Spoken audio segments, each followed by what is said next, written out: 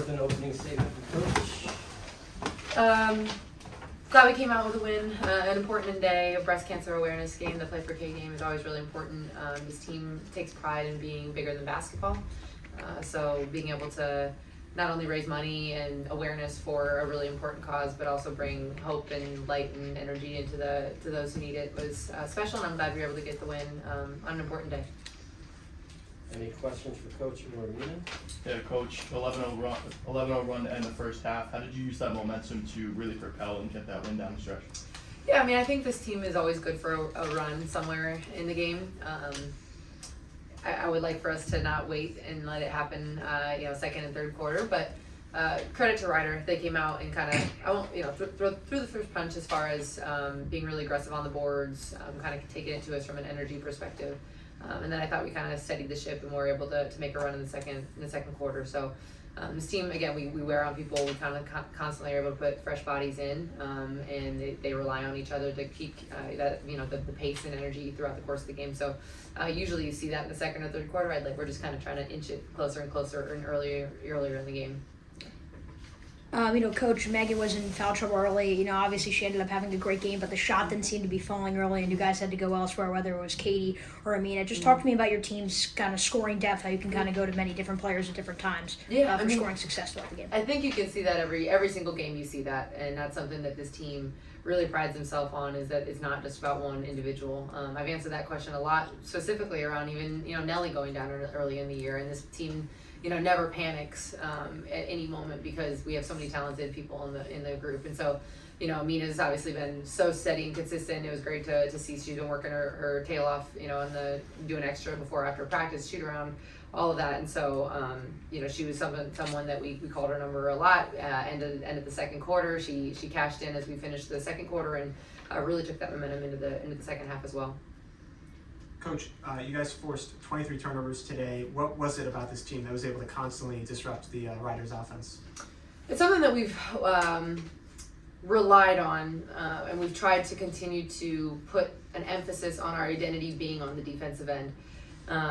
To be more consistent, we can't always rely on it just being a really good offensive team. And so we've really, especially in MAC play, found ways, and each game it's a little bit different of how we can be disruptive. We have deflection goals each quarter in each game, and we know, especially with a team like Ryder, who relies on a lot of off-ball screening, back screens, cross screens, flex screens, things like that we need to be disruptive, because we're not going to be perfect as much as we'd love to, that we can cover up a lot of mistakes defensively by great deflections and ball pressure. Coach, Ryder 0 for 6 from three-point line tonight. How are you guys able to defend that three-point line and limit the damage on the offensive end? Obviously, they've got a couple that got some long twos that might as well have been threes, but we know that they've got a couple really good shooters that we had to key in on, and I think for the most part we did a good job. But we know that they have a really good inside game. They've got some great post players. They've got people who can cut and get to the rim off the bounce. And so a lot of it was an attention to detail defensively, to jump into the ball and not allowing interior touches, because some of their threes do come from some of that inside outside. And so we knew we had to limit touches, particularly for Bartholomew, for them. We did that for the most part. We had moments, but again, they are a team that can shoot threes and have a few very good three-point shooters, but we know that they're much more of an interior team. And so we were able to take care of what we knew what their strengths were. Coach, this is an easy game to overlook. What'd you do this week to get your team focused? To be honest, more of the same. We don't necessarily treat any game differently than another one. For us, we always have kind of the same cadence leading into a Thursday game. Monday's always a focus on us day. Tuesday and Wednesday we kind of look into, this week was Ryder. And so we've kind of kept that cadence regardless of who it is and where they are in the standings, because we know that this league, anybody can show up any night and win. And that's something that for us to do what we want to do, every game matters.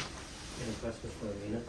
Emina, you had a stellar day offensively today, whether it was from the perimeter or kind of down low. It just seemed like everything was kind of working for you. What allowed you to have that kind of success, especially in that second quarter, as Coach mentioned, when you had 9 of your 17? Honestly, I give credit to my teammates. They know where I can cash in, and they know right when to get me the ball in the spots that I excel at. So they know my strengths, and they got me the ball when they could. So honestly, I give a lot of credit to them.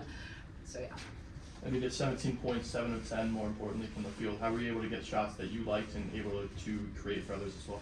A lot of it's just like reading what the defense gives me, you know, a lot of post players that will go under screens a lot, so it's just reading like when to pop and when I get a mismatch, you know, when to slip, when to tight, so reading that and again, you know, having that connection with my teammates, they also read that as well, so then it just, it goes both ways, and I think that's what allowed me to be so successful. Couple more. You know, we're getting late into the season. How do you feel the chemistry is with the team at this point of the year? So I was talking to the Roadrunners before the game today. You know, we have our little pep talk, and I was telling them, hey, like we got 5 games left, and we're looking to grow a lot more than we were in the beginning of the season. We're getting to championship time. We're getting to NCAA tournament time. So you know, we got to really hone in on taking a big leap on everything, starting from connections. So I think, you know, continuing to pour energy into each other and making those little connections and focusing on the game plan every game, and that allows us to excel and hopefully finish the season much stronger than we started it. Yeah, early in the year, connections was a big issue. Some of your players mentioned that the connection wasn't there in some games. Do you feel that connection is there or it's getting there? I definitely think it's getting there, yeah. So I can't say it's perfect, but you know, we have people that step up every game, every practice. You know, if someone is down, someone else is there to bring them up. And I think that's the beauty of our team, is that there's always a voice that's going to bring everybody together. And anyone can step up at any time. We have so many great leaders on this team. We talked about kind of your defensive identity, and it seemed like you guys were able to turn it around. And offensively, I mean, you guys had, I think, just as many points off turnovers as you did turnovers. So just talk to me about how your team was able to play really well on the fast break and execute on the mistakes of the opposing rider. It's we have goals every game. As I mentioned, some of the deflections, but also assisted turnover. Obviously, a positive assisted turnover, but I think that was when we weren't playing our best. I think we did do a nice job of ball control. So even if we weren't, you know, perfect offensively, we weren't at least giving it back to them. We were getting shots at the rim. Right. So I think, again, when we were able to get stops, when we kind of cleaned up some of the offensive board issues in the first quarter, we were able to you saw that kind of discrepancy in the second quarter because we were able to get stops and then play in flow versus take the ball out of the net or kind of play with a clunky style. So I think that allowed us to then go and some of those turnovers play in open floor situations. Last question. Coach, you know, 4 games or so left in the conference. Are you happy with where the team is right now, and what do you believe you need to improve on to make a run? I am. I think we're again, we haven't arrived. We're not there yet.